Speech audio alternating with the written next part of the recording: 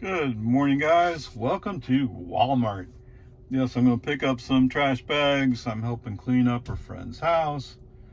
Well, they rented out the house. So, I mean, when the tenant moved out, they left a bunch of trash. Okay, whatever.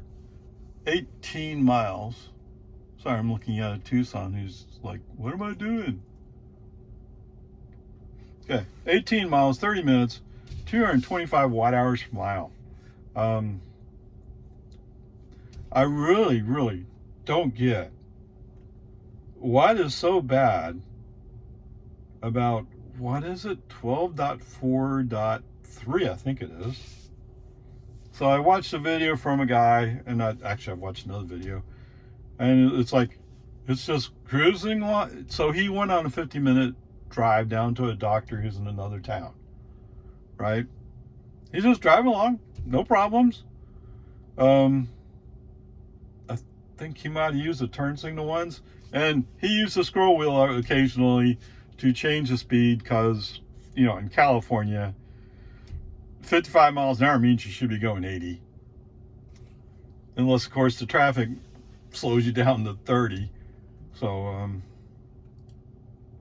it was just it looked like from his camera viewpoint, it was such a beautiful drive. Oh, by the way, when he pulled into the doctor's office, FSD was going to go up to the front door, and he wanted to go park in a covered parking. But, I mean, that's just until you get the navigation points down.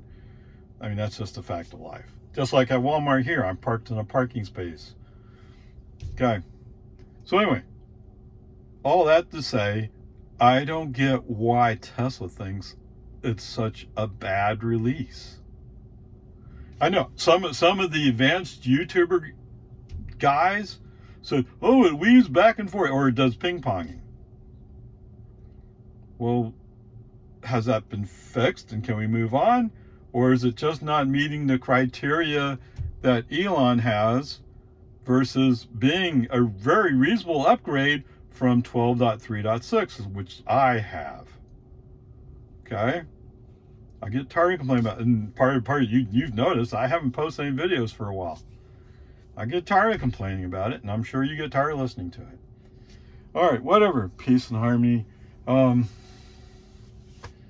So what's the usual gang of suspects there? So on 1431, we're on the inside lane. We're going to come up on the construction zone, so the right lane's going to be closed. So stay in the inside lane. Somebody driving a Subaru comes up behind me. FSD wants to move to the outside lane to make room for the Subaru. You know what? That Subaru followed me all the way into Cedar Park. Never passed me. Had opportunities to pass me, never passed me. So I didn't have to move out of its way. Whatever, brake on ST off. No, I'm not going to move out of his way. If he wants to go around, he can go around. All right? Come on, dudes. Actually, other than, I think I had to do a brake on FCA. Oh, so I'm sorry. Coming out of construction zone, going from one lane to two lanes. Use the right turn signal to try to get the car to go to the outside lane. FSD refused today. Don't know why. Maybe that Subaru was following too close. Maybe he saw the Subaru moving before I was moving. Either way, brake on, ST off, move the car myself. And like I said before, if the Subaru wanted to pass me, he could. He didn't want to pass me. Going through Cedar Park, for some reason we're following a pickup that's going slow. And yes, the speed limit's only 35 here, 45, but he's going 35. Finally, towards the east side of Jonestown. The east side of Jonestown, brake on ST off to move the car. And by the time I get the speed up to where I want it to be, Mr. Pickup is moving along. I'm like, oh, I don't want to get passed by a Tesla. Yeah. I don't know if that's what he's thinking. Or maybe he just realized that he was going slow and maybe he should speed up. Who knows? Who cares? It's just the way it is. Okay? It's just the way it is. And for some reason, we got a bunch of slow traffic. I mean, there's a Suburban that's kind of like, oh, I'm going fast, get it. And people are getting out of its way. So eventually, he's going up the hill. And of course, there's a pickup pulling a trailer who wants to follow that Suburban. Except he's stuck behind me. Oh, no, that's too bad. If only you planned it better. Okay, whatever. That's just the way it is. The only other place was in Cedar Park. I just got tired of him going slow. And, oh, well, that's not fair. So, I'm in the inside lane following a car that's following another car, and they're creeping. Okay, the car leading is a Subaru. Another Subaru. It's Subaru day. I'm going to get sick of Subaru today. I'm going to guarantee it. So there's cars whizzing by in the outside lane. Finally, I see an open spot. Brake on OC off. Move the car myself. Go around. And sure enough, as soon as I'm going around, that Subaru is turning. He's making left turn. Yeah. Okay, whatever. Peace and harmony. And since I have FSD off, I'm tired of playing with you today. I'll just leave FSD off. Thank you. Don't worry, there's more opportunities. But I will say this, I just don't get, Tesla, what is so bad about 12.4.3 that you don't want to push it to widespread use? It must be really, really bad, and yet the videos I've seen, it looks good. So where's the disconnect? Why do you think that 12.4.3 is more dangerous than 12.3.6? Anyway, life goes on.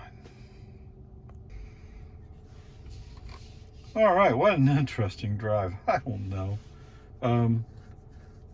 5 miles, 10 minutes, 235 watt hours per mile. So it's from Walmart and Walton Way up to here on Hamilton's Way. He just slows sometimes. Oh, so for some reason, he sounded the alarm, which I associate with the Ford collision alarm, but there's nobody in front of us. We're not going to run into anybody. Is there another reason why you use that alarm? It'd be nice if you actually document how the system worked so that a human person might understand it. Because it's not obvious. It doesn't say anything here. So who knows?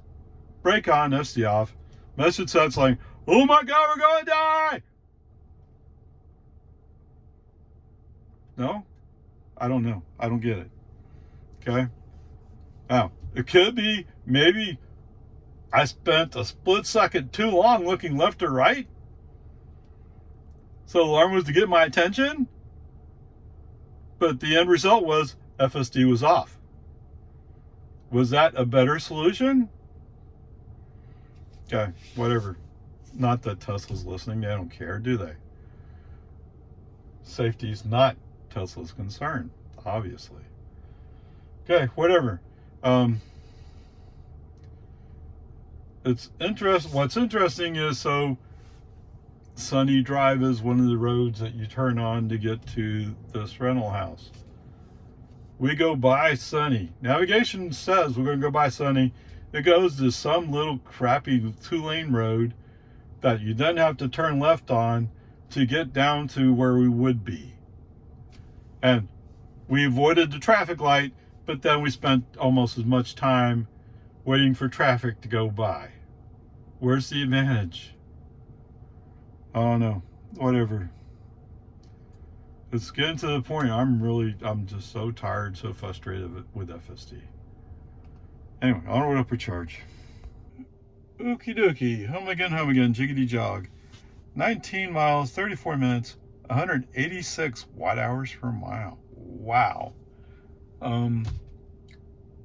Since last charge, no, it's going to be trip. So for the trip, 41 miles, we used 9 kilowatt hours.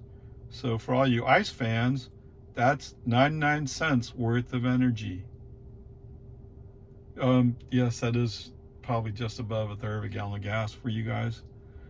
And overall, it's 210 watt-hours per mile. Wow.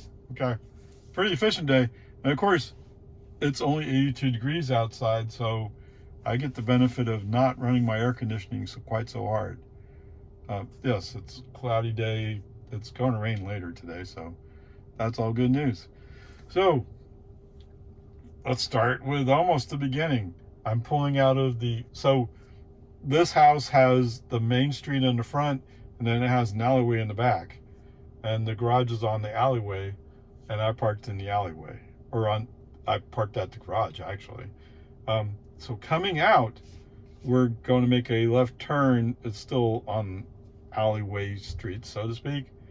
I'm not sure FSD is able to interpret that it's one way, because it is one way, but I think FSD is trying to turn so like it's a two-way street, and so he can't quite make that turn.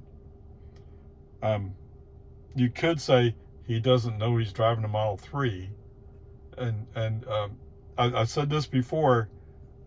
Let me turn the car like so if it's a Model 3, because FSD turns a much wider radius. I don't know why.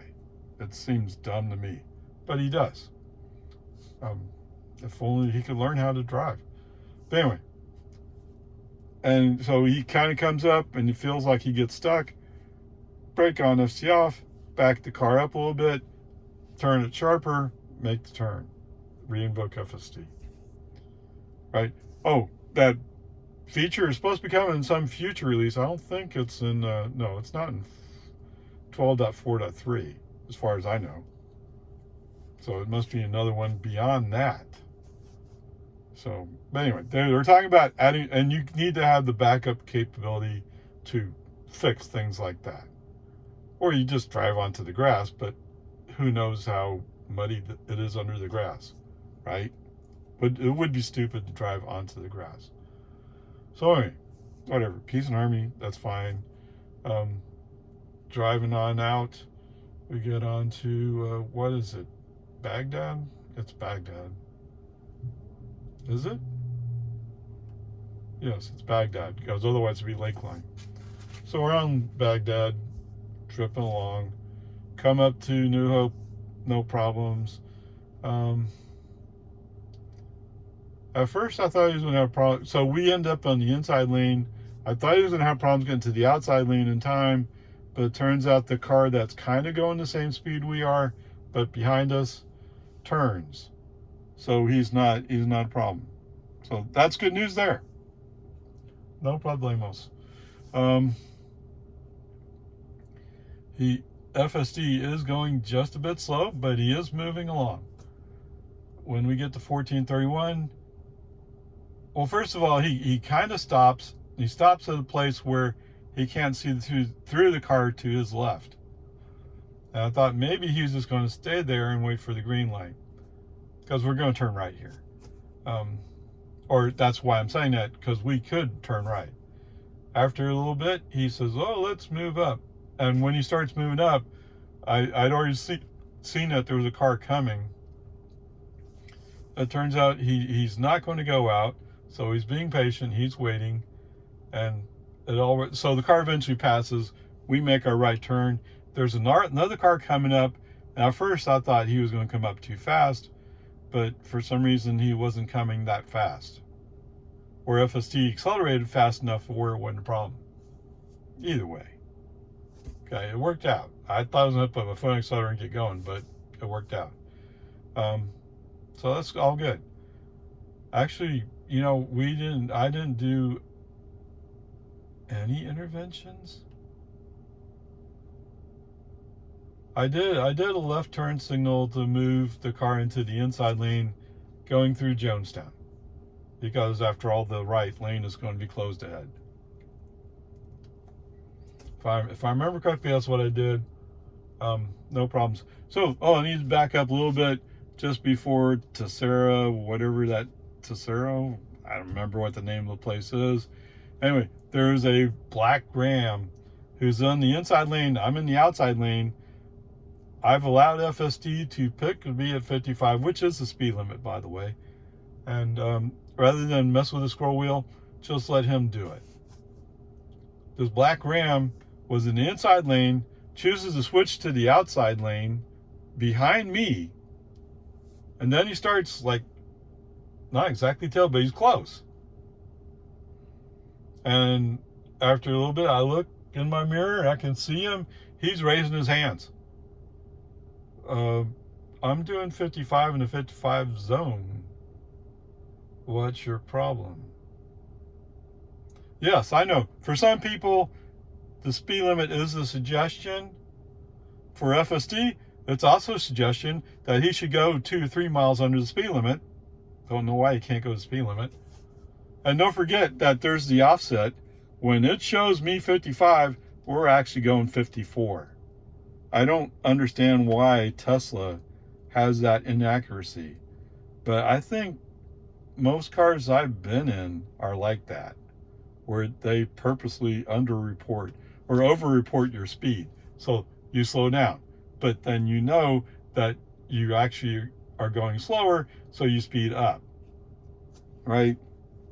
I just report it accurately and let me decide what it is I want to do. Okay, whatever, peace and harmony. So anyway, there's that guy. So eventually, I guess it cleared out, and he floored it to go around me. Hey, way to go. You know how. Keep Texas drilling. Yes, I'm sure, was it Wyoming? There's some other states that get some benefit, but the main beneficiary is Texas. Although, if I understand right, we export our oil and import oil from somebody else that our refineries work. So it's not real energy independence.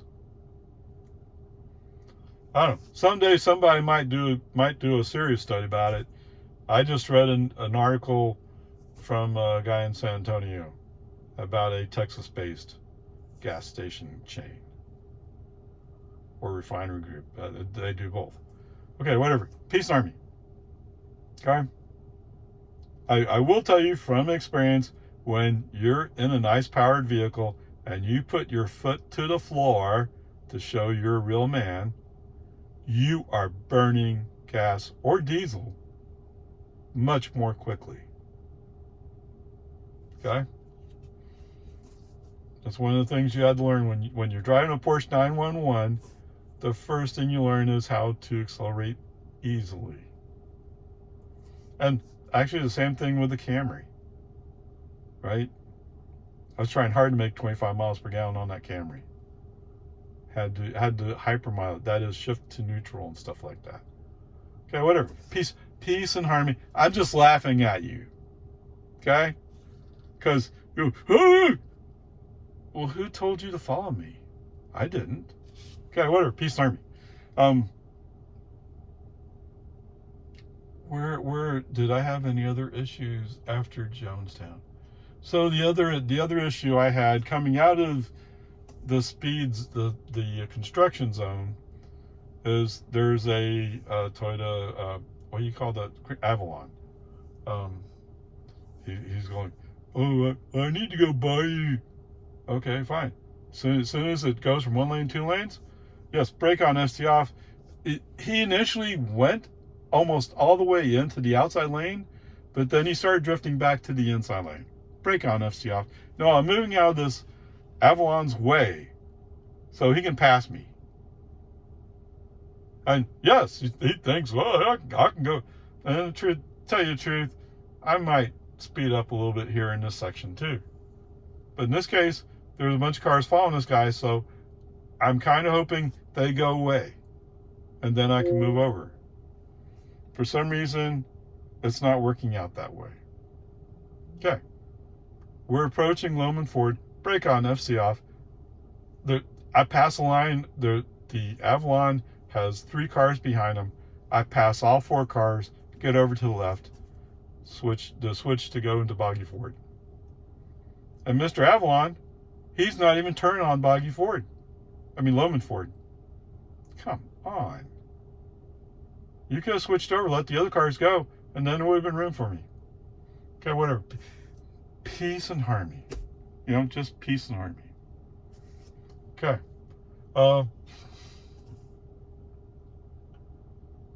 Anyway, going down Lumen 4. Surprisingly, FSD didn't have to switch lanes. It surprised me.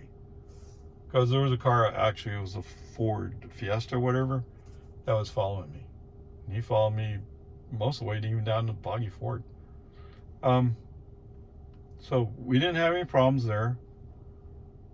Turning, yes, so other than when we came up to my driveway, as usual, it's Monday, it's trash day.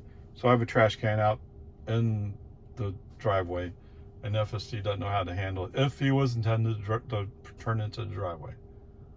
Okay. So what would you say you got today? Let's just go with a C. He didn't do anything horribly stupid. There's just a couple places where he desperately needs help to accomplish what he's doing. You know, I think there's 3 or 4 times I had to do a brake on this off 2-lane shift. Right? He should have been able to initiate the lane shift on his own and do it. But he has problems with it. Okay? Yes, I'm not holding my breath for 12.4.3 or 12.5. I think the ideals are they're too worried about their ideals and not worried enough about the cadence, and it's throwing them off. They need to get their cadence going, even if that means you get a release out and you're going to follow it up with another change, and it's not perfect the first step of the cadence. But staying with 12.3.6 is far worse. Okay, whatever. Go with a C today. I had said previously I would do something about tracks, although I didn't publish that video, but I still want to do the tracks because it's curious. I mean, people who buy a Chevy track, oh, it's a small car, it's efficient. It probably isn't. But I'll check and see what it comes back. And of course, everybody's suddenly claiming much more better miles per gallon. So who knows? Okay, we'll see. All right, I want upward charge. All right, guys, so for your guys' comparison, we're going to compare it to a Trax, Chevy Trax. I just stuck with 2024, why not? That's easy. 30 miles per gallon. Today's trip was 41 miles. We used 99 cents of energy. So 99 cents of energy if you use regular unleaded gas is a third of a gallon. A third of a gallon will take you 10 miles, which is downtown Jonestown. Wow, okay. You know, whatever. Peace and harmony, it is what it is. All right, so this car has a 13.2 gallon tank, which can take you 396 miles, going from 100% to 0. It's 3,100 pounds, which is interesting. Compared to my Model Y, it's about 4,400 pounds. When I looked up the safety, it's not rated, which I guess means they haven't done testing. Okay. The price, it's a good price, right? It's $26,000, more or less anyway. The plant of manufacture is South Korea. Okay. So let's see, going back, comparing prices. So the Trax only comes front wheel drive. So if you look at a Model Y with just rear wheel drive, it's about $45,000. A Model 3, $39,000. Both rear wheel drive. As far as plant and manufacturer, okay, Trax is in South Korea. My Model Y was produced at Giga Texas in Austin, or next to Austin, Texas. They also make Model Ys over there in Fremont. Model 3s for the US market are also made in Fremont. So there you go. I mean, I get it. I mean, for $26,000, it's a pretty good price. I mean, if Tesla comes out eventually with that low price car of $25,000, then you have to ask the question, well, which is the better choice? But as long as the best Tesla is $39,000, although I will tell you, if you want safety, survivability in a crash. You know, I would tell you the Model 3, oh, but wait, there's a car that's better than the Model 3. It's the Model Y. Model Y is one of the highest ranked in safety terms. Okay, anyway, there you go. Just some food for thought. Onward, upward charge.